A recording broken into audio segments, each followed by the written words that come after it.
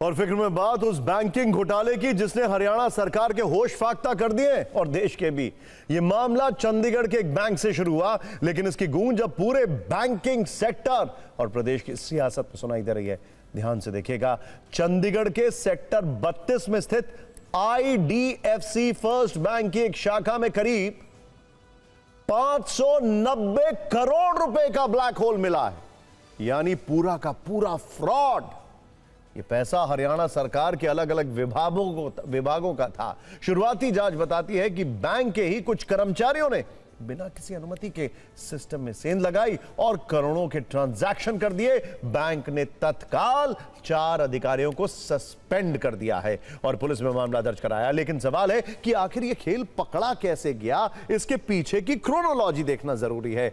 हरियाणा सरकार ने कि जब एक विभाग ने अपना खाता बंद करके पैसा दूसरे बैंक में भेजना चाहा तो सच सामने आ गया। विभाग की फाइल में जो बैलेंस था और बैंक के रिकॉर्ड में जो पैसा दिख रहा था, उसमें जमीन आसमान का अंतर था।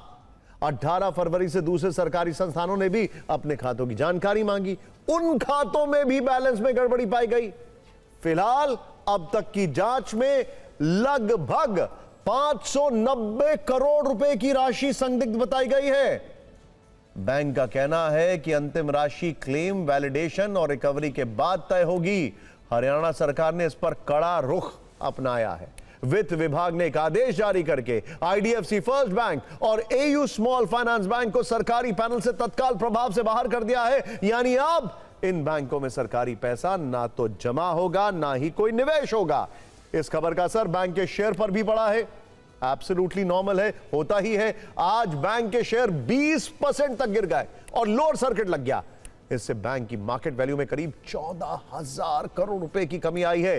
590 करोड़ का यह मामला सिर्फ एक बैंक या एक शाखा तक सीमित नहीं है। यह सरकारी फंड की सुरक्षा, बैंकिंग निगरानी और जवाबदेही पर बड़ा सवाल खड़ा करता है। अब इस पर किस तरह से राजनीति हो रही है, फिक्र की इस न्यूज रील में जरूर देखिए।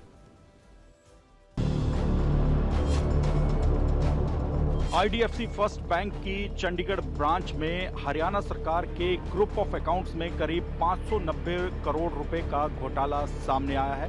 एक पैसा वो आएगा, वो कहीं जाएगा नहीं। हमने उसकी सुनिश्चितता की है उच्च स्तरीय, क्योंकि इसके ऊपर हमने एंटी करप्शन ब्यूरो को दिया है, उसके अंदर कार्रवाई चल रही है। कोई भी हो, बैंक के अधिकारी शामिल है, इसमें और भी हैं, कोई है, सबका खुलासा होना चाहिए। और हरियाणा सरकार इतनी देर क्यों लगा रही है?